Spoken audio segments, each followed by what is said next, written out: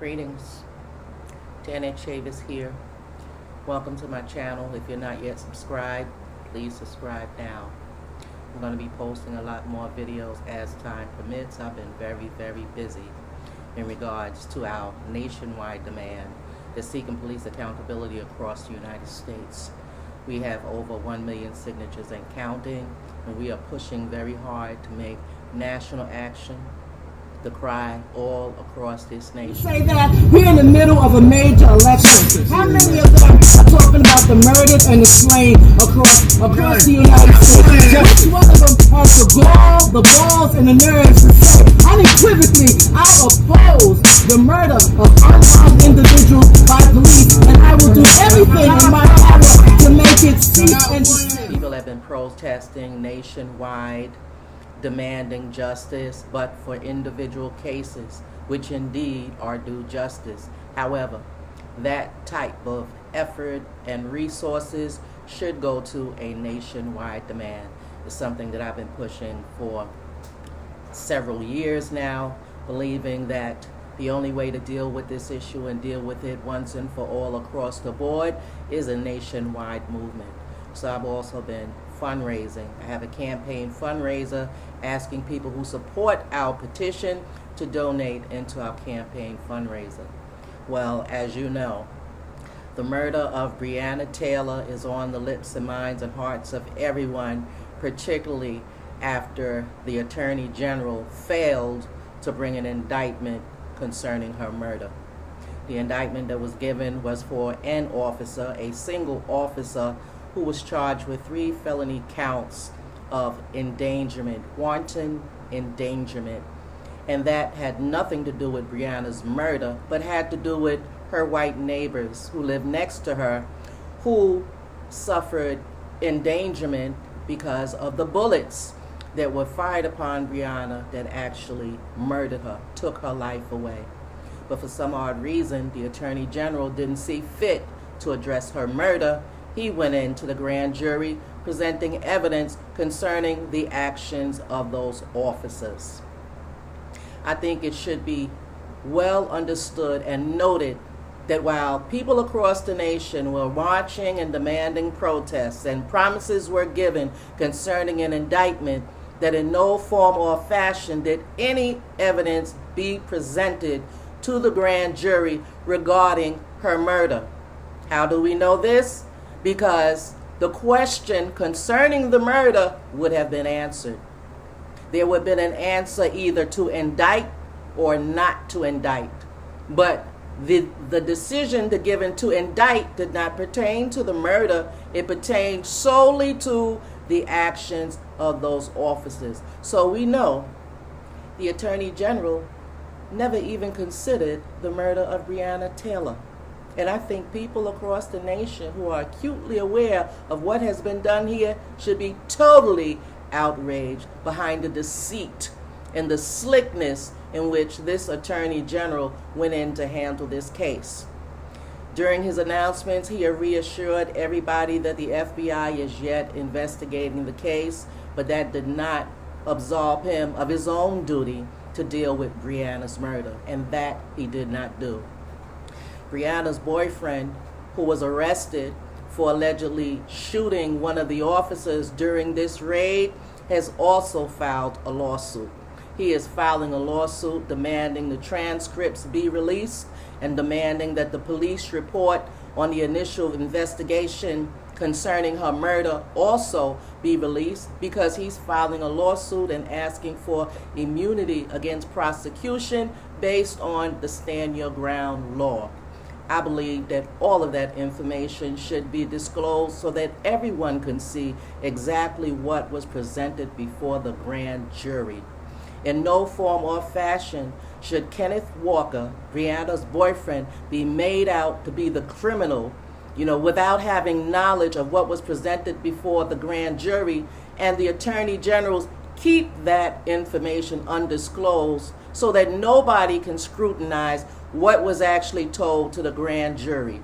People would like to know, what did you tell them that resulted in no information, no indictment, no opinion whatsoever concerning the murder but returned an indictment only against one officer for firing into the neighbor's apartment.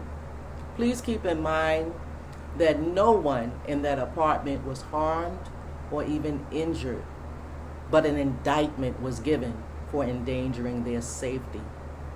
Please keep in mind the blatant disregard exhibited concerning Breonna Taylor's murder that went totally unaddressed and dealt with during this grand jury proceeding. I want each and every person here to consider these things deeply. How national media attention, how nationwide protests, how the promises of the AG, including those who went down to Louisville, the NFAC, black militia they call them, demanding an indictment, demanding transparency, demanding an answer. Everyone was deceived by this Attorney General's office, because the reality is they never did an investigation on Breonna Taylor's murder. The investigation that they did resulting in none of those officers being prosecuted. And those who were brought into question were only 3 officers. What about the other 6? What about the entire unit that went into that neighborhood and terrorized it? What about the warrant that was obtained falsely?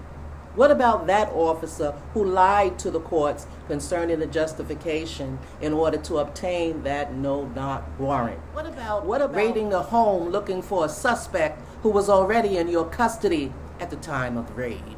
What about the 12 witnesses who initially said no announcement by the police was made before they raided that apartment, and then one witness turned around and said, well, yeah, I did hear them announce their presence?